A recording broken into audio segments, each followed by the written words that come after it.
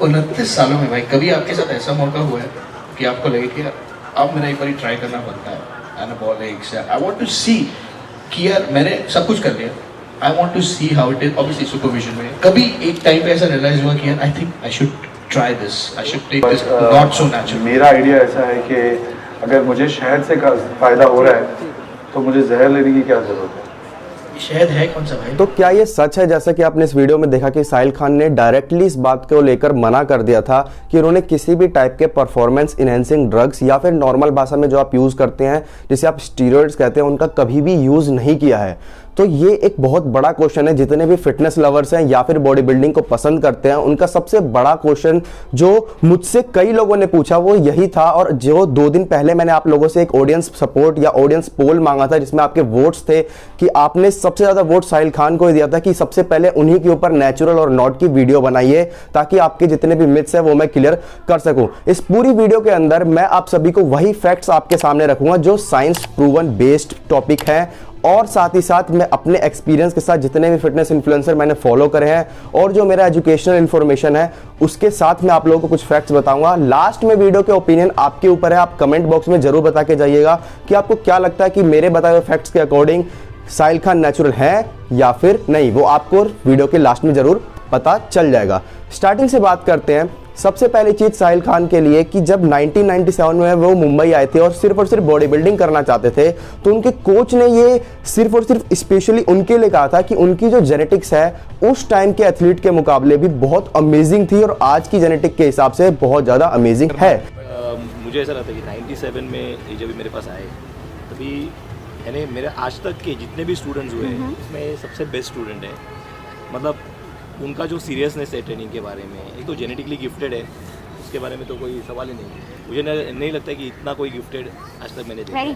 क्योंकि इन 2022 जो अभी करंट पीरियड टाइम चल रहा है इस टाइम पे सभी को जो उनकी फेवरेबल फिजिक होती है वो होती है मेंस फिजिक वाला लुक, जिसमें ज्यादा बड़ा साइज ना हो लेकिन जो प्रपोर्शंस है अपर बॉडी के वो कंप्लीट हो और साथ ही साथ लीन जो लुक आपको किसी भी एथलीट में दिखता है वो सभी का फेवरेट लुक होता है। तो साहिल खान ने 1997 में जब कोचिंग स्टार्ट करी थी उस टाइम पे उन्होंने पूरे ध्यान से और एक प्रोफेशनल के गाइडेंस के अंदर अपनी बॉडी बिल्डिंग करियर स्टार्ट कर दिया था।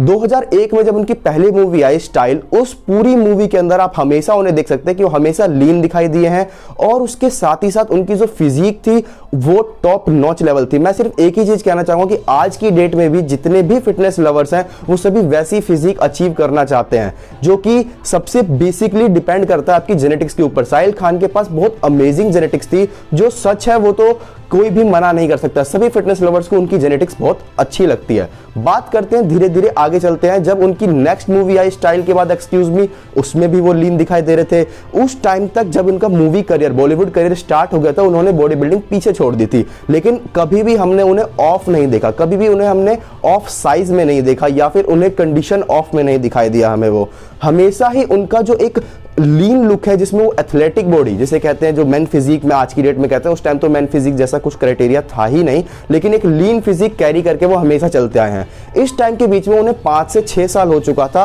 ओवरऑल कंप्लीट बॉडी बिल्डिंग की तरह डाइट, न्यूट्रिशन, एक्सरसाइज, सप्लीमेंटेशन सभी को फॉलो करते हुए। तो जो एक नेचुरल पैरामीटर होता है जिसके अकॉर्डिंग हमें यह पता लगता है कि किसी की जेनेटिक पोटेंशियल क्या है, कि वो किस लेवल ऑफ कंडीशन, अपनी बॉडी के साइज और साथ ही साथ जो मसल मैच्योरिटी है वो किस टाइम तक जाकर उनका एंड लेवल आ जाएगा। तो वो एक साइंस बेस्ड प्रूवन जो टिप्स है उसमें सिर्फ और सिर्फ साइंटिफिकली यही प्रूवन है कि 6 से 8 साल के बीच किसी भी पर्सन का जो जेनेटिक पोटेंशियल है नेचुरली किसी भी मसल माइस को कैरी करना या फिर मसल मैच्योरिटी अचीव करना और एक एथलेटिक बॉडी जिसे कहते हैं जो स्टेज लेवल कंडीशन होता है उसे रेडी करने के लिए बॉडी 6 से 8 साल में अपना बेस्ट अचीव कर लेती है। इसके बाद हर एक एथलीट को उस जो बॉर्डर को क्रॉस करना है उस बॉर्डर को क्रॉस करने के लिए उन्हें एक्स्ट्रा सपोर्ट की जरूरत होती है, जिसमें एथलीट स्टीरॉइड्स या परफॉर्मेंस इनहेंसिंग ड्रग्स का यूज करते हैं। साहिल खान की जब मूवी का करियर स्टार्ट हो चुका था उस मूवी के करियर के अंदर साल 2009 में मूवी आई अलादीन। साल 2001 में हमने साहिल खान को जैसा देखा था सेम टू सेम साल 2009 में भी हमने उन्हें सेम उसी कंडीशन, सेम वही साइज और अमेजिंगली लीन फिजिक कैरी करते हुए हमने उन्हें देखा, जो आज भी सभी चाहते हैं कि वैसी फिजिक कैरी कर सके।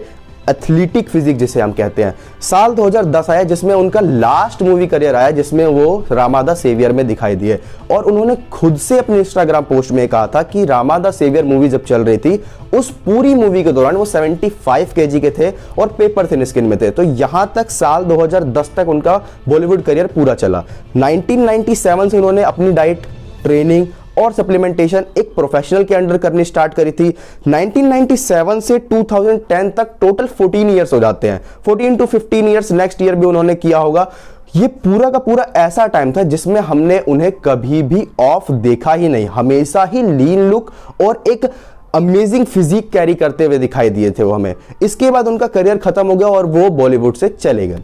उसके बाद हमें वो नजर आते हैं साल 2016 में शेरू क्लासिक के अंदर। उस टाइम तक भी उनकी पूरी की पूरी फिजिक्स सेम टू सेम दिखाई दे रही थी, अभी तक कोई चेंजेस, कुछ ऐसा मिरेकल नहीं हुआ था जिसको देख के हम ये सोच सके कि हाँ इतना ज्यादा साइज इतने कम टाइम में कैरी करना या फिर इतनी अमेजिंग कंडीशन ले आना और साइज भी ले आना, दोनों चीजें साथ में करना, ये बहुत बड़ा मेजर चेंज हमने अभी तक नहीं देखा था।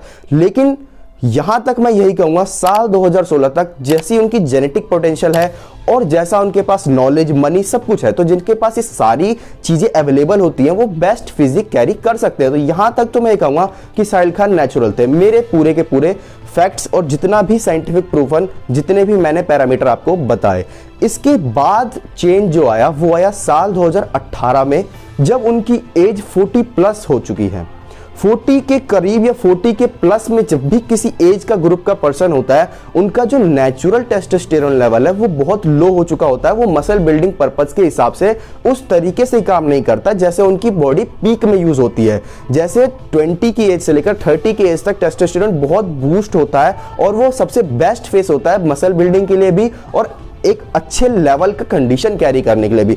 जैसे जैसे एज बढ़ती चली जाती है, एज के साथ साथ धीरे धीरे आपका टेस्टोस्टेरोन लेवल डाउन होने लगता है और आपकी मसल बिल्डिंग जो क्वालिटीज है बॉडी के अंदर वो भी स्लो होने लगती है। साल 2018 में हमने उनकी फिजिक ऐसी देखी जो शायद सभी की ड्रीम फिजिक हो। अगर नेचुरली पॉसिबल फिजिक हम कहें तो कोई भी पर्सन इतनी फिजिक से ज्यादा फिजिक कैरी करना नहीं चाहता होगा। लेकिन जो एक सबसे बड़ा डाउट आता है वो ये आता है कि जो उन्होंने ये फिजिक कैरी करी है, जो 100 kg पेपर थिन स्किन वो होती है जिसमें आप 10% बॉडी फैट पे परमानेंट ही स्टे करते हैं। तो 10% बॉडी फैट पे 100 kg मसल मास के साथ गेन करना और वो भी 40 की एज क्रॉस करने के बाद एक बहुत बड़ा इशू क्रिएट हुआ। इसके बाद उन्हें फिटनेस आइकन का अवार्ड मिला और उसके बाद तो उन्होंने फिटनेस इंडस्ट्री में ढेर सारे ब्रांड्स और अपनी जो फिजिक को शो करना, जो कि कहते हैं कि जो दिखता है वही बिकता है, उस तरीके से उन्होंने बहुत ज्यादा फैलाना स्टार्ट किया, जिसके बाद उनकी इंस्टाग्राम पॉपुलैरिटी भी बढ़ती चली गई। सबसे बेसिक चीज जो इसमें मुझे डिफरेंस दिखा, अगर आप रामा द सेवियर देखें उसमें उनकी जो फिजिक थी वो पेपर थिन स्किन है, उन्होंने खुद से कहा। वही कंडीशन वो दिखाते हैं साल 2018 में, मुश्किल से 1% बॉडी फैट ऊपर होगा। सेम फोटो देखिए, इन फोटो के अंदर जो रामा द सेवियर में उनका साइज है उससे 25 किलो साइज ज्यादा है उनकी साल 2018 की पूरी शूट में। इसमें जो सबसे बड़ा मेजर डिफरेंस है वो आप खुद भी नोटिस कर सकते हैं, उनके लेग्स का है। लेग्स बहुत ही जेनेटिकली गिफ्टेड पार्ट होते हैं, बहुत कम एथलीट के पास होते हैं। लेकिन साहिल खान जब 2010 में इस लीन लुक में थे, इस पूरे लीन लुक में उन्हें टोटल 15 ईयर्स ऑफ ट्रेनिंग करते हुए हो चुका था। तो ये तो गारंटी है, मेरी गारंटी नहीं, ये साइंटिफिकली गारंटी है कि उनका जेनेटिक पोटेंशियल वहां तक रीच हो चुका था। इसके ऊपर जाने के लिए उन्हें कुछ ना कुछ तो यूज करना पड़ेगा। ये तो आप भी समझते हैं और मैं भी समझता हूं, ये तो किसी से छुपा हुआ नहीं है कि आपकी जेनेटिक पोटेंशियल 15 साल में तो रीच हो ही जाती है, जबकि मुझे ऐसा लगता है कि 10 साल वो बैरियर होता है जहां पर जाके आपकी जेनेटिक हर साल में मुश्किल से 1 kg lean muscle tissue gain करती होगी। 10 साल में आपकी जो पूरी की पूरी डाइट है, सप्लीमेंटेशन है, ट्रेनिंग है, बॉडी अडॉप्ट करके अपना जेनेटिकली जो उनका लास्ट पॉइंट होता है जहां पे बॉडी बेस्ट अपना शो कर सकती है वहां तक पहुंच सकती है। लेकिन उसके 8 साल बाद भी, जिसमें कि उनको ट्रेनिंग करते हुए पूरे 20 से 22 साल हो गए हैं, उसके बाद भी वो गेन ही करते गए हैं और वो भी लीन मसल टिश्यू। तो ये एक बहुत बड़ा सवाल क्रिएट होता है कि क्या इस टाइम तक वो नेचुरल थे? अगर आप मेरी माने तो किसी भी टाइप का जो नेचुरल और नॉट पैरामीटर नापने का तरीका होता है, पहला तरीका सिंपल ये होता है कि जो भी कोई एथलीट है कुछ लिमिटेड टाइम ऑफ पीरियड में बहुत ज्यादा साइज गेन करे और साइज के साथ कंडीशन भी कैरी करता हुआ जाए। ये नहीं कि साइज गेन किया तो कंडीशन ऑफ हो गई, साइज और कंडीशन दोनों साथ में गेन करे, वो तो गारंटेड ही स्टीरॉयड के ऊपर है।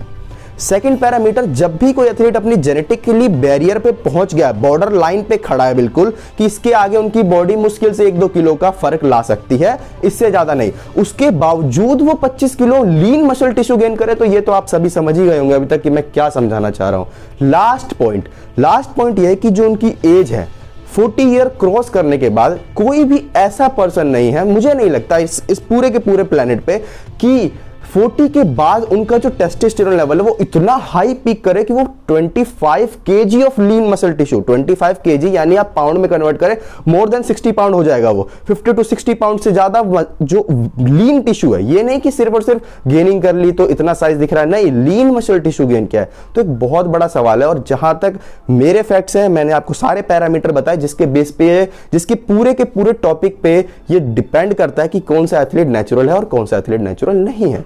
तो ये पूरा टॉपिक मैंने आप सभी को समझा दिया। लास्ट में मेरा जो अपना पर्सपेक्टिव वो मैं यही कहना चाहूंगा, साल 2016 तक मुझे ऐसा नहीं लगता कि साहिल खान ने कोई स्टीरॉयड यूज किए होंगे, क्योंकि उनकी बॉडी में कोई ड्रास्टिकली इतना बड़ा चेंज नहीं दिखाई दिया। लेकिन साल 2018 में जो उन्होंने ट्रांसफॉर्मेशन करके दिखाई, जो आज की डेट में भी बहुत से जेनेटिकली गिफ्टेड पर्सन के लिए भी इम्पॉसिबल है। मैं खुद बहुत सारे बॉडी बिल्डिंग इवेंट्स फॉलो करता हूं।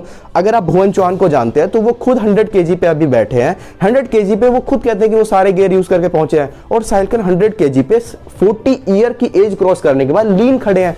तो आप डिफरेंस देख सकते हैं कि एज का डिफरेंस क्या है, जेनेटिक डिफरेंस क्या है, और साथ ही साथ जो मसल पोटेंशियल जो होता है जेनेटिक का, जो बॉर्डर लाइन है उसे क्रॉस करने का पोटेंशियल क्या है। ये सारे फैक्ट्स मैंने आप सभी के सामने रख दिए।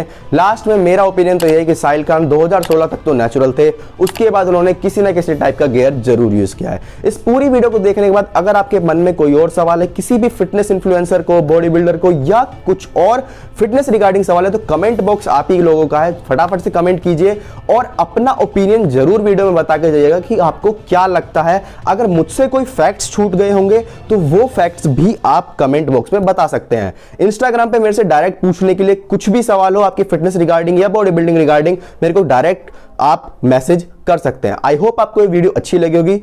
नेक्स्ट वीडियो में मैं आप सभी के जो फेवरेट दूसरे फिटनेस इन्फ्लुएंसर है जो कि फ्लाइंग बीस्ट है, उनको सबसे ज्यादा वोट दिए थे आपने, उनके ऊपर मैं वीडियो फटाफट से ले आऊंगा। इसीलिए इस वीडियो को फटाफट अभी ही लाइक कर दे, और अगर इस चैनल पे नए हैं तो अभी सब्सक्राइब कर दे। मिलेंगे किसी नई वीडियो में। Thanks for watching. जय